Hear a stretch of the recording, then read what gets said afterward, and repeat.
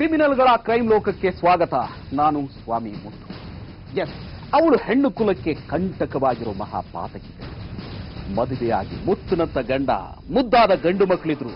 ಪ್ರಿಯಕರನ ಜೊತೆ ಸೇರಿ ಗಂಡನನ್ನೇ ಕೊಂದ ಪಾತಕಿ ಅವಳು. ರವಿಚಂದ್ರನ್ ಅಭಿನಯದ ಯುಗಪುರುಷ ಸಿನಿಮಾ ಶೈಲಿಯಲ್ಲಿ ಕೊಲೆಗೆ ಸ್ಕೆಚ್ ರೂಪಿಸಿದ್ದ ಆ ಮಾಯಾಂಗಣೆ ಪೊಲೀಸರ ಬಲೆಗೆ ಬಿದ್ದಿದ್ದು ಹೇಗೆ ಗೊತ್ತಾ? ಇದೆ ಇವತ್ತಿನ ಸ್ಕೆಚ್. ಸೈನೈಡ್ ಹಂತಕಿ. ಪ್ರೀತಿ ಕೊಂದ ಕೊಲೆಗಾತಿ, ನಾ ಹೇಳೋ ಕಥೆಗೆ ಸ್ಫೂರ್ತಿ.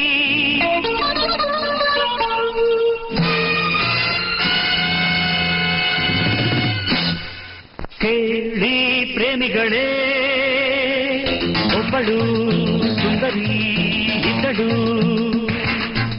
ಹೇಳಿ ಪ್ರೇಮಿಗಳೇ, ಒಬ್ಬನು ಸುಂದರ ಇದ್ದನು. ಜೋಡಿ ಜೋಡಿ ಕಣ್ಗಳಿಗೆ ಪ್ರೀತಿ ಬಂತು ಪೂರ್ತಿ. ಪ್ರೀತಿ ಕೊಂದ ಕೊಲೆಗಾತಿ, ನಾ ಹೇಳೋ ಕಥೆಗೆ ಸ್ಫೂರ್ತಿ.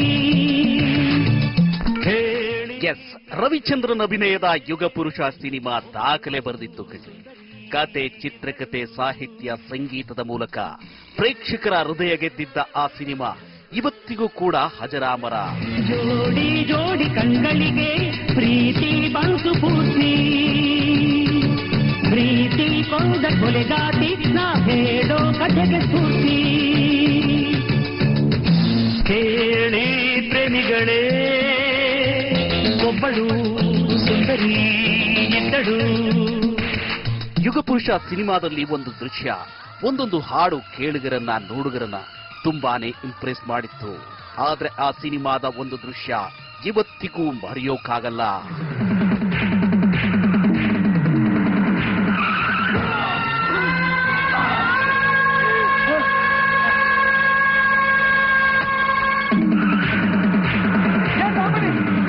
ಏನ್ ಮಾಡ್ತಾ ಇದ್ಯಾ? ಹೊತ್ತಿಗೆ ಹಿಡಿದಿದ್ಯಾ?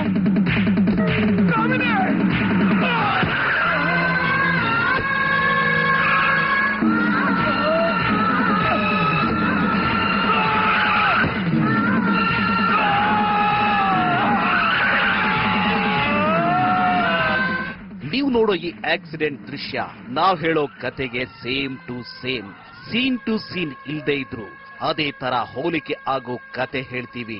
ಅದಕ್ಕೂ ಮೊದಲು ಮಧ್ಯ ವಯಸ್ಸಿನ ಸುಂದರಿಯೊಬ್ಬಳನ್ನ ತೋರಿಸ್ತೀವಿ ನೋಡಿ.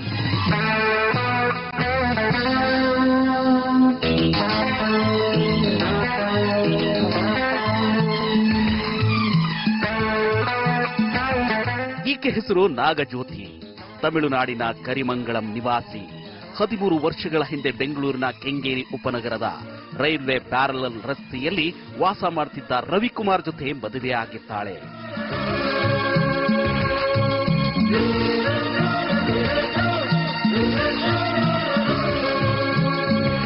ಸಣ್ಣ ಪುಟ್ಟ ವ್ಯವಹಾರ ಮಾಡ್ತಿದ್ದ ರವಿಕುಮಾರ್ ಅನುಕೂಲಸ್ಥ ಕಣ್ರಿ. ಮನೆತನ, ತಾಯಿ ತಂದೆ ಮಕ್ಕಳಂದ್ರೆ ಈತನಿಗೆ ಪಂಚಪ್ರಾಣ. ಗಂಡ ಹೆಂಡತಿ ಕೂಡ ತುಂಬಾನೇ ಅನ್ಯೋನ್ಯವಾಗಿರ್ತಾರೆ. 2 ಗಂಡು ಮಕ್ಕಳ ತಂದೆಯಾಗಿದ್ದ ರವಿಕುಮಾರ್ ಪ್ರಾಣಕ್ಕಿಂತ ಹೆಚ್ಚಾಗಿ ಹೆಂಡತಿಯನ್ನ ಪ್ರೀತಿ ಮಾಡ್ತಿದ್ದ. ಆದ್ರವರಿಬ್ಬರ ಸುಂದರ ಸಂಸಾರಕ್ಕೆ ಹುಳಿ ಹಿಂಡಲು ಎಂಟ್ರಿ ಕೊಟ್ಟವನೇ ರಾಮ್ಕುಮಾರ್.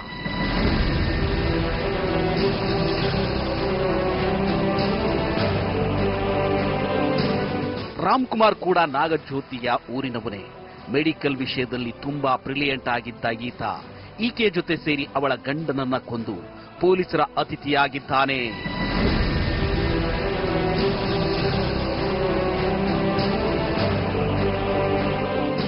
ರಾಮ್ಕುಮಾರ್ ಮತ್ತು ನಾಗಜ್ಯೋತಿ ಜೊತೆ ಮತ್ತಿಬ್ಬರು ಪಾತಕಿಗಳಿದ್ದಾರೆ. ಅವರ ಹೆಸರೇ ರಾಮ್ಕುಮಾರ್ ಅಂಡ್ ಭಾಸ್ಕರ್.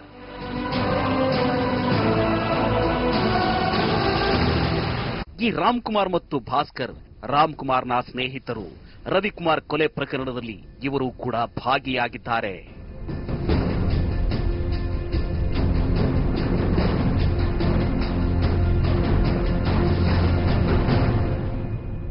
ಅಕ್ಟೋಬರ್ 21ನೇ ತಾರೀಕು ರವಿಕುಮಾರ್ ತಾಯಿ ಕುಂಬಳಗೂಡು ಪೊಲೀಸ್ ಠಾಣೆಗೆ ಬಂದು ಒಂದು ಕಂಪ್ಲೇಂಟ್ ಕೊಡ್ತಾರೆ. ನನ್ನ ಮಗ 20ನೇ ತಾರೀಕು ಹೆಂಡತಿ ಕರ್ಕೊಂಡು ದೇವಸ್ಥಾನಕ್ಕೆ ಹೋಗಿದ್ದ. ದೇವರ ಕಾರ್ಯ ಮುಗಿಸಿಕೊಂಡು ವಾಪಸ್ ಬರುವಾಗ ಅಪರಿಚಿತ ವ್ಯಕ್ತಿಗಳು ಆತನ ಕುತ್ತಿಗೆ ಭಾಗಕ್ಕೆ ಇಂಜೆಕ್ಟ್ ಮಾಡಿದ್ದಾರೆ. ಅದರಿಂದ ತಪ್ಪಿಸಿಕೊಂಡು ಮನೆಗೆ ಬಂದ ನನ್ನ ಮಗ ಕೆಲವೇ ಕ್ಷಣಗಳಲ್ಲಿ ಪ್ರಜ್ಞೆ ತಪ್ಪಿ ಬಿದ್ದಿದ್ದ. ಅವನನ್ನ ತಕ್ಷಣ ಬಿಜಿ ಆಸ್ಪತ್ರೆಗೆ ದಾಖಲೆ ಮಾಡಿದ್ವಿ. ಚಿಕಿತ್ಸೆ ಫಲಕಾರಿಯಾಗದೆ ಮಗ ಸಾವನ್ನಪ್ಪಿದ್ದಾನೆ ಅಂತ ದೂರು ಕೊಡ್ತಾಳೆ.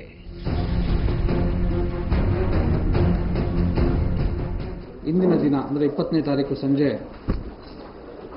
ದೇವಸ್ಥಾನಕ್ಕೆ ಹೋಗಿ ಬರಬೇಕಾದ್ರೆ ತನ್ನ ಪತ್ನಿ ಜೊತೆ ಒಂದು ಅನುಮಾನಾಸ್ಪದ ರೀತಿಯಲ್ಲಿ ಸಾವನ್ನಪ್ಪಿದ್ದಾನೆ. ಆ ದಿನ ಆತನಿಗೆ ಯಾರೋ ಅಪರಿಚಿತರಿಬ್ಬರು ಯಾವುದೋ ಒಂದು ರೀತಿಯಲ್ಲಿ ಚುಚ್ಚಿದಂತಾಯಿತು. ನಂತರ ಆತ ಕೆಲವೇ ಗಂಟೆಗಳಲ್ಲಿ ಕುಸಿದು ಬೀಳ್ತಾನೆ. ನಂತರ ಆಸ್ಪತ್ರೆಗೆ ದಾಖಲು ಮಾಡ್ತಾರೆ. ಆದರೆ ಅದೇ ದಿನ ರಾತ್ರಿ ಆತ ಸಾವಿಗೀಡಾಗ್ತಾನೆ ಅಂತ ಒಂದು ಕಂಪ್ಲೇಂಟ್ ಕೊಡ್ತಾರೆ. ಸುಶೀಲಮ್ಮ ಕೊಟ್ಟ ದೂರಿನ ಮೇರೆಗೆ ಮರ್ಡರ್ ಕೇಸ್ ದಾಖಲಿಸಿಕೊಂಡ ಕುಂಬಳಗೌಡು ಪೊಲೀಸರು ರವಿಕುಮಾರ್ ಯಾವ ಕಾರಣಕ್ಕೆ ಸತ್ತ ಅನ್ನೋದನ್ನ ಪರಿಶೀಲನೆ ಮಾಡ್ತಾರೆ. ಆ ಕಂಪ್ಲೇಂಟ್ನ ಆಧಾರದ ಮೇಲೆ ನಾವು ಮರ್ಡರ್ ಕೇಸನ್ನು ಸೆಕ್ಷನ್ 302ನಲ್ಲಿ ರಿಜಿಸ್ಟರ್ ಮಾಡಿ ತನಿಖೆ ಕೈಗೊಳ್ತೇವೆ. ತಕ್ಷಣಕ್ಕೆ ನಮಗೆ ಸುಮಾರು ಇದು ಯಾವ ಕಾರಣಕ್ಕಾಗಿ ಮೃತ ಕೃಷ್ಣಕುಮಾರ ಸತ್ತಿರ್ಬೋದು ಅಂತಕ್ಕಂಥದ್ದು ತಕ್ಷಣಕ್ಕೆ ಗೊತ್ತಾಗೋದಿಲ್ಲ. ಸಾಕಷ್ಟು ಜನ ವೈದ್ಯಾಧಿಕಾರಿಗಳಿಂದ ನಾವು ತಜ್ಞರಿಂದ ಕೂಡ ನಾವು ಅದನ್ನು ವಿಶ್ಲೇಷಣೆ ಮಾಡಿಸಿದಾಗಲೂ ಕೂಡ ನಮಗೆ ತಕ್ಷಣಕ್ಕೆ ಒಂದು ಸ್ವಲ್ಪ ಬೇರೆ ರೀತಿಯಲ್ಲಿ ಆತ ಸಾವನ್ನಪ್ಪಿರ್ತಕ್ಕಂಥದ್ದು ಕಂಡು ಬರ್ತಾ ಇತ್ತು. ಈ ಒಂದು ಪ್ರಕರಣದ ತನಿಖೆಯನ್ನು ನಾವು ಮುಂದುವರಿಸಿಕೊಂಡು ಹೋದಾಗ ಸುಮಾರು 1 ತಿಂಗಳ ಕಾಲ ನಿರಂತರವಾಗಿ ತನಿಖೆ ನಡೆಸಿದ ನಮ್ಮ ತಂಡ ಕೊನೆಗೂ ಇದನ್ನು ಭೇದಿಸಿ ಈ ಪ್ರಕರಣದಲ್ಲಿ ಈಗ 4 ಜನರನ್ನು ನಾವು ಅರೆಸ್ಟ್ ಮಾಡಿದ್ದೇವೆ. ರವಿಕುಮಾರ್ ಸಾವಿನ ಪ್ರಕರಣವನ್ನ ಕೊಲೆ ಪ್ರಕರಣವನ್ನಾಗಿ ದಾಖಲಿಸಿಕೊಂಡ ಪೊಲೀಸರಿಗೆ ಈತ ಯಾವ ರೀತಿ ಸತ್ತಿದ್ದಾನೆ ಅನ್ನೋದು ಗೊತ್ತಾಗೋಲ್ಲ. ಹಾಗಂತ ಪೊಲೀಸರು ಕೈಕಟ್ಟಿ ಸುಮ್ಮನೆ ಕೂರೋದಿಲ್ಲ. ಒಂದಲ್ಲ ಒಂದು ರೀತಿಯಲ್ಲಿ ತನಿಖೆ ನಡೆಸುತ್ತಿದ್ದ ಪೊಲೀಸರಿಗೆ ಅವತ್ತು ಕೊಲೆ ರಹಸ್ಯ ಗೊತ್ತಾಗುತ್ತೆ.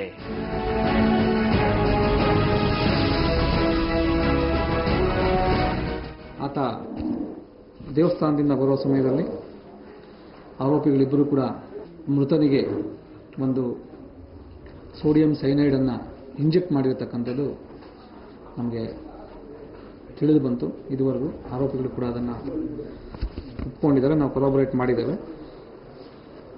ಆದ ಕಾರಣ ಅದು ಅಷ್ಟು ಬೇಗನೆ ಸತ್ತಿರತಕ್ಕಂಥದ್ದು ನಮಗೆ ನಂತರ ತಿಳಿದು ಬಂತು. ಹೌದು, ಸುಮಾರು 1 ತಿಂಗಳುಗಳ ಕಾಲ ಸಮಯ ತಗೊಂಡ ಪೊಲೀಸರು ವೈದ್ಯಾಧಿಕಾರಿಗಳ ಜೊತೆ ರವಿಕುಮಾರ್ ಸಾವಿನ ಬಗ್ಗೆ ಚರ್ಚೆ ಮಾಡ್ತಾರೆ. ಆಗಲೇ ರವಿಕುಮಾರ್ ಸತ್ತಿದ್ದು ಸೋಡಿಯಂ ಸೈನೈಡ್ನಿಂದ ಅನ್ನೋದು ಪೊಲೀಸರಿಗೆ ಗೊತ್ತಾಗಿತ್ತು.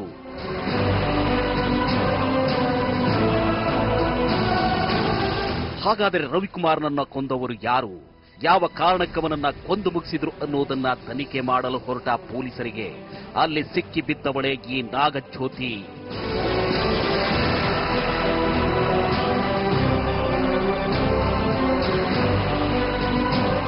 ಈಗ ಸಿರಿಂಜಿಂದ ಇಂಜೆಕ್ಟ್ ಮಾಡಿರ್ತಕ್ಕಂಥದ್ರ ಬಗ್ಗೆ ನಮಗೆ ಕುರುಹುಗಳು ಕಾಣಿಸುತ್ತೆ. ಪೋಸ್ಟ್ ಮಾರ್ಟಮ್ ಅಲ್ಲೂ ಕೂಡ ಎಷ್ಟು ದಿನದಿಂದ ಪ್ಲಾನ್ ಮಾಡಿದ್ರು ಅನ್ನೋದ್ರ ಬಗ್ಗೆ ಸುಮಾರು ನಾವು 2 ತಿಂಗಳವರೆಗೂ ನಮಗೆ ಮಾಹಿತಿ ಇದೆ. ಆದರೆ ಈ ಪರಿಚಯ ಕೆಲವು ವರ್ಷಗಳ ಒಡನಾಟಕ್ಕೆ ಇದೆ. ಇವರು ಯಾವ ರೀತಿ ತಗೊಂಡು ಬಂದರು, ಯಾವ ರೀತಿ ಪ್ಲಾನ್ ಮಾಡಿದ್ರು ಅನ್ನೋದನ್ನ ನಾವು ಈಗ ಆರೋಪಿಗಳ ದಸ್ತಗಿರಿಯಾಗಿದ್ದಾರೆ, ಅವರನ್ನ ವಶಕ್ಕೆ ಪಡೆದು ನಾವು ತನಿಖೆ ಮಾಡಿದ್ದೇವೆ. ರವಿಕುಮಾರ್ ಕೊಲೆ ಪ್ರಕರಣದಲ್ಲಿ ಹೆಂಡತಿಯ ಕೈವಾಡ ಇರೋದನ್ನ ನೋಡಿ ಸ್ವತಃ ತನಿಖಾಧಿಕಾರಿಗಳೇ ಬೆಚ್ಚಿ ಬಿದ್ದಿದ್ರು. ಹೆಂಡತಿ ಮೇಲೆ ಅಪಾರವಾದ ನಂಬಿಕೆ, ಪ್ರೀತಿ ಇಟ್ಟಿದ್ದವನನ್ನೇ ಕೊಲೆ ಮಾಡ್ತಾಳೆ ಅಂದ್ರೆ ಈಕೆಗೆ ಇನ್ನೆಂತ ದ್ವೇಷ ಇರಬೇಕು ಹೇಳಿ.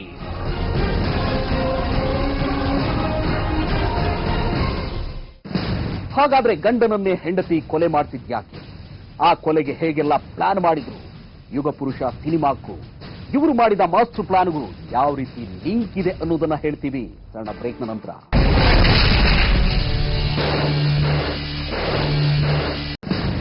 ಅವರಿಬ್ಬರದ್ದು ಬರೋಬ್ಬರಿ 13 ವರ್ಷಗಳ ಸಂಸಾರ ಕಂಡ್ರಿ. ಒಂದೇ ಒಂದು ದಿನ ಕೂಡ ಗಂಡ ಹೆಂಡತಿ ಜಗಳ ಮಾಡಿಕೊಂಡವರಲ್ಲ. ಹೆಂಡತಿ ಮೇಲೆ ಅಪಾರ ಪ್ರೀತಿ, ನಂಬಿಕೆ ಇಟ್ಟಿದ್ದ ರವಿ ಅವಳಿಂದಲೇ ಕೊಲೆ ಆಗೋಗ್ತಾನೆ. ಅದು ಯುಗ ಪುರುಷ ಸಿನಿಮಾ ಕಥೆಯಂತೆ.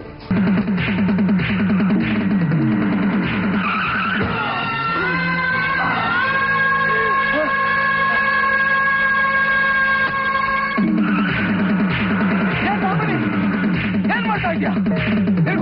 ಇದೆಯಾ ಕಾಮಿನಿ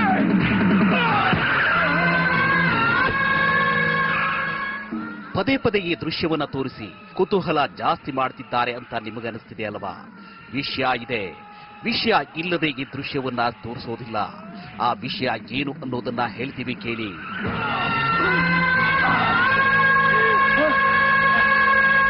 ಅಕ್ಟೋಬರ್ 20ನೇ ತಾರೀಕು ಗಂಡನನ್ನ ಕರೆದುಕೊಂಡು ಚಳ್ಳೆಘಟ್ಟದ ಹುಣಸೆ ಮರದ ಪಾಳ್ಯದಲ್ಲಿರೋ ಸಾಯಿಬಾಬಾ ಟೆಂಪಲ್ಗೆ ನಾಗಜ್ಯೋತಿ ಹೊರಡುತ್ತಾಳೆ. ಸಾಯಿಬಾಬಾ ದೇವರ ದರ್ಶನ ಮಾಡಿದ್ರೆ ವ್ಯವಹಾರದಲ್ಲಿ ಲಾಭ ಮತ್ತು ಸಣ್ಣ ಪುಟ್ಟ ದೋಷಗಳಿದ್ರೆ ಪರಿಹಾರ ಆಗತ್ತೆ ಅಂತ ಗಂಡನನ್ನು ನಂಬಿಸ್ತಾಳೆ.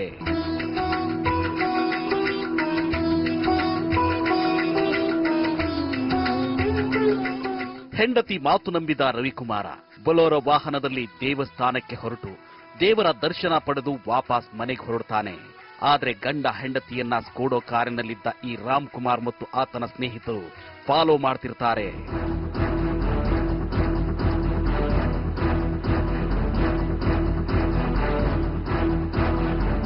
ನೈಸ್ ರಸ್ತೆಯಲ್ಲಿ ಒಂದು ಬ್ರಿಡ್ಜ್ ಸಿಗುತ್ತೆ ಕಣ್ರಿ. ಆ ಬ್ರಿಡ್ಜ್ ದಾಟಿದ ಬಳಿಕ ಒಂದು ನಿರ್ಜನ ಪ್ರದೇಶ ಸಿಗುತ್ತೆ. ಆ ಪ್ರದೇಶದ ಬಳಿ ಜೀಪು ನಿಲ್ಲಿಸುವಂತೆ ಗಂಡನಿಗೆ ಹೇಳ್ತಾಳೆ. ಹೆಂಡತಿ ಮಾತಿನಂತೆ ಜೀಪು ನಿಲ್ಲಿಸಿದ ರವಿಕುಮಾರ ಯಾಕಮ್ಮ ಏನ್ ವಿಷಯ ಅಂತ ಕೇಳ್ತಾನೆ. ಅದಕ್ಕೆ ನಾಗಜ್ಯೋತಿ ಮನೆಯಲ್ಲಿ ಪೂಜೆ ಮಾಡೋದಕ್ಕೆ ಬಿಲ್ವಪತ್ರೆ ಬೇಕು, ಆ ಮರದಲ್ಲಿರೋ ಬಿಲ್ವಪತ್ರೆಯನ್ನ ಕಿತ್ಕೊಂಡು ಬಾ ಅಂತ ಹೇಳ್ತಾಳೆ.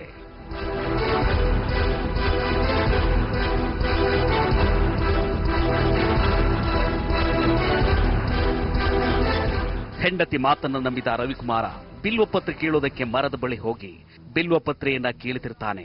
ಅಷ್ಟರಲ್ಲಿ ಹಿಂದೆಯಿಂದ ಒಂದು ಶಬ್ದ ಕೇಳಿ ತಿರುಗಿ ನೋಡಿದ್ರೆ ರಾಮ್ ಕುಮಾರ್ ಮತ್ತು ಆತನ ಸ್ನೇಹಿತರು ಅವನ ಮುಂದೆ ನಿಲ್ತಾರೆ.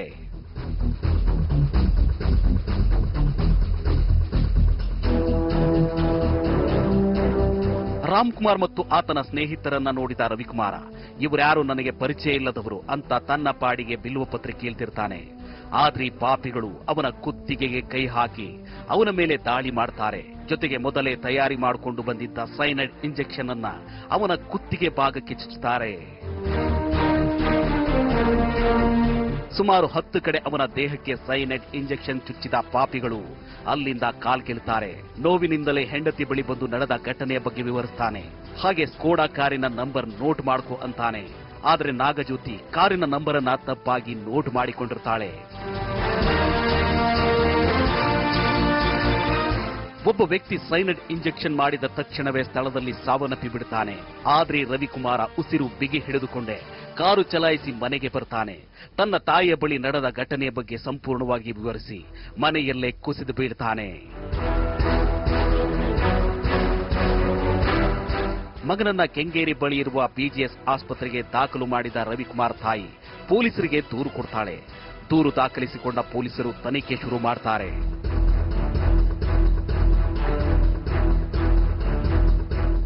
ವಿಷಯ ಅಂದ್ರೆ ಪೊಲೀಸರಿಗೆ ಕಂಪ್ಲೇಂಟ್ ಕೊಟ್ಟಾಗ ಸ್ವತಃ ನಾಗಜ್ಯೋತಿಯ ಅತ್ತೆಯ ಜೊತೆ ಹೋಗಿ ದೂರು ದಾಖಲಿಸಿ ಬರ್ತಾಳೆ. ಸಂಶಯ ಬರದಂತೆ ಹೈ ಡ್ರಾಮಾ ಮಾಡಿದ್ದ ಈಕೆ ಪೊಲೀಸರ ಕೈಗೆ ತಗಲಾಕೊಂಡಿದ್ದೆ ಒಂದು ಇಂಟ್ರೆಸ್ಟಿಂಗ್ ಸ್ಟೋರಿ.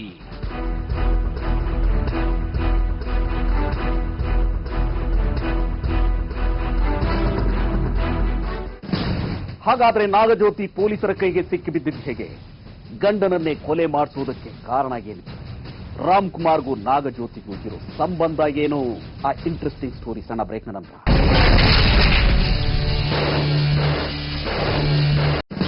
ಗಂಡನನ್ನ ಕೊಂದು ಹೈ ಡ್ರಾಮಾ ಮಾಡಿದ್ದ ನಾಗಜ್ಯೋತಿ ಪೊಲೀಸರಿಂದ ತಪ್ಪಿಸಿಕೊಳ್ಳೋಕೆ ಎಲ್ಲ ಪ್ರಯತ್ನ ಮಾಡ್ತಾಳೆ. ಆದ್ರೆ ಪೊಲೀಸರು ಬಿಡಬೇಕಲ್ಲ. ರವಿಕುಮಾರ್ನನ್ನ ಕೊಂದಿದ್ದು ಅವನ ಹೆಂಡತಿಯೇ ಅನ್ನೋದು ಅವಳ ಮೊಬೈಲ್ನಿಂದನೇ ಪೊಲೀಸರಿಗೆ ಗೊತ್ತಾಗತ್ತೆ. ಅದು ಹೇಗೆ ಅಂತೀರಾ? ಇಲ್ಲಿದೆ ಆ ರೋಚಕ ಸ್ಟೋರಿ. ಕುಂಬಳಗೂಡು ಪೊಲೀಸರು ರವಿಕುಮಾರ್ ಕೊಲೆ ಪ್ರಕರಣವನ್ನ ತುಂಬಾ ಸವಾಲಾಗಿ ತೆಗೆದುಕೊಳ್ತಾರೆ ಕಣ್ರಿ.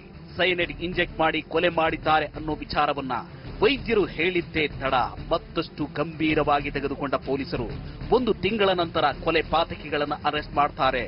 ಅದು ಈ ನಾಗಜ್ಯೋತಿ ಮತ್ತವಳ ಪ್ರಿಯಕರ ರಾಮ್ ಕುಮಾರ್.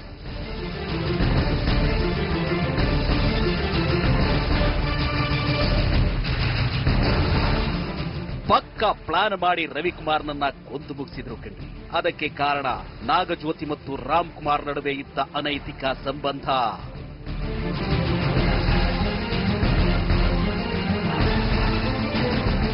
ಒಂದೇ ಊರಿನ ಇವರಿಬ್ಬರು ಕಾಲೇಜ್ ದಿನಗಳಲ್ಲಿ ಒಬ್ಬರನ್ನೊಬ್ಬರು ಪ್ರೀತಿ ಮಾಡ್ತಿರ್ತಾರೆ. ಆದ್ರೆ ಇವರಿಬ್ಬರ ಪ್ರೀತಿಗೆ ಪೋಷಕರ ವಿರೋಧವಿರುತ್ತೆ. ಹಾಗಾಗಿ ರವಿಕುಮಾರನ ಜೊತೆ ಮದುವೆ ಮಾಡಲಾಗಿರುತ್ತೆ. ಗಂಡ ಮಕ್ಕಳ ಜೊತೆ ನೆಮ್ಮದಿಯಾಗಿ ಸಂಸಾರ ಮಾಡಿಕೊಂಡು ಹೋಗಿದ್ರೆ ಇವತ್ತಿವಳ ಬಗ್ಗೆ ಗುಣಗಾನ ಮಾಡೋ ಅಗತ್ಯವಿರಲಿಲ್ಲ ಕಣ್ರಿ. ಆದ್ರೆ ಈ ಪಾಪಿ ಕಟ್ಟಿಕೊಂಡ ಗಂಡನಿಗೆ ಮೋಸ ಮಾಡಿ ಪ್ರಿಯಕರನ ಜೊತೆ ಲವ್ವಿ ಡವ್ವಿ ಮಾಡೋದಕ್ಕೆ ಶುರು ಮಾಡ್ತಾಳೆ.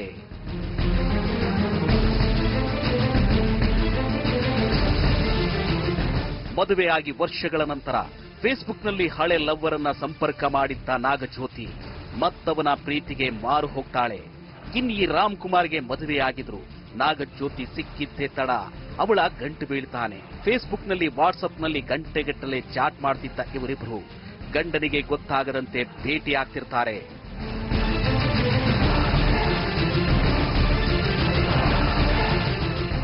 ಗಂಡ ಬದುಕಿದ್ರೆ ಇವತ್ತಲ್ಲ ನಾಳೆ ನಮ್ಮಿಬ್ಬರ ಸಂಬಂಧಕ್ಕೆ ಅಡ್ಡಿಯಾಗೋದು ಗ್ಯಾರಂಟಿ. ಹಾಗಾಗಿ ಅವನಿಗೊಂದು ಗತಿ ಕಾಣಿಸಬೇಕು ಅಂತ ಒಳಗೆ ಸ್ಕೆಚ್ ಹಾಕಿದ್ದ ಇವರಿಬ್ಬರು ದೇವಸ್ಥಾನಕ್ಕೆ ಹೋಗೋ ಪ್ಲಾನ್ ಮಾಡ್ತಾರೆ.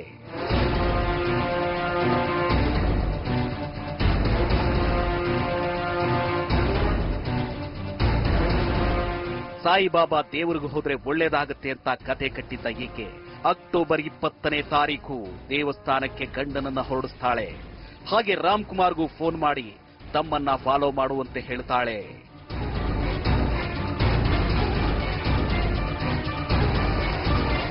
ನಾಗಜ್ಯೋತಿಯ ಸ್ಕೆಚ್ ಪ್ರಕಾರ ಅವತ್ತು ಎಲ್ಲವೂ ಮುಗಿದು ಹೋಗಿತ್ತು. ಪೊಲೀಸರು ತನಿಖೆ ಮಾಡುವಾಗ ಮಳ್ಳಿಯಂಗೆ ನಾಟಕ ಮಾಡಿರ್ತಾಳೆ ಕಣ್ರಿ ಈ ಮಿಟುಗಳಾಡಿ. ಆದ್ರೆ ರವಿಕುಮಾರ್ ತಾಯಿಯನ್ನ ಠಾಣೆಗೆ ಕರೆಸಿ ಪೊಲೀಸರು ಮತ್ತಷ್ಟು ಮಾಹಿತಿ ಪಡಿತಾರೆ. ಆಗಲೇ ಈ ಸುಂದರಿಯ ಅಸಲಿ ಮುಖ ಬಯಲಾಗಿತ್ತು.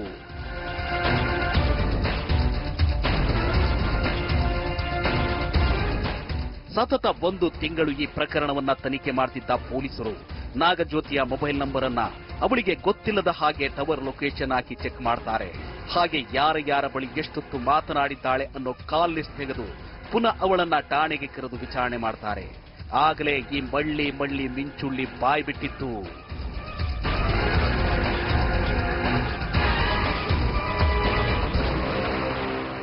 ಗಂಡನನ್ನ ಕೊಂದಿದ್ದು ನಾವೇ, ನಮ್ಮಿಬ್ಬರ ಅನೈತಿಕ ಸಂಬಂಧಕ್ಕೆ ಮುಂದೊಂದು ದಿನ ಅಡ್ಡಿ ಆಗ್ತಾನೆ ಅನ್ನೋ ಕಾರಣಕ್ಕೆ ಅವನನ್ನ ಕೊಂದು ಮುಗಿಸಿದ್ವಿ ಅಂತ ತಾನೇ ಪೊಲೀಸರ ಮುಂದೆ ಬಾಯ್ ಬಿಟ್ಟಿದ್ದಾಳೆ.